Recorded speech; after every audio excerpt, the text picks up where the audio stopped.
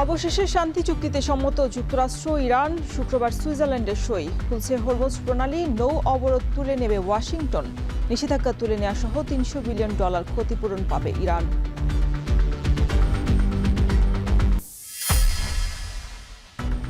ইসলামী ব্যাংকের পরিচালনা পর্ষদ ভেঙে দিল বাংলাদেশ ব্যাংক। চেয়ারম্যান সহ সব পরিচালকের নিয়োগ বাতিল, দায়িত্বে কেন্দ্রীয় ব্যাংকের নির্বাহী পরিচালক মোহাম্মদ জহির হোসেন।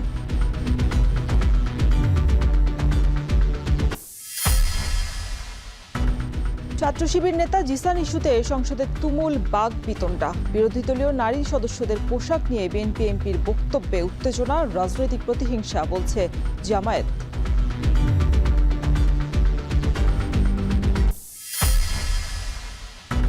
প্রথমবারের মতো যুক্তরাষ্ট্র এলপি গ্যাস আমদানি করতে যাচ্ছে বিপিসি। মাসে আসবে ৪৫,০০০ টন। বেসরকারি অপারেটরের মাধ্যমে বাজারজাতের পরিকল্পনা।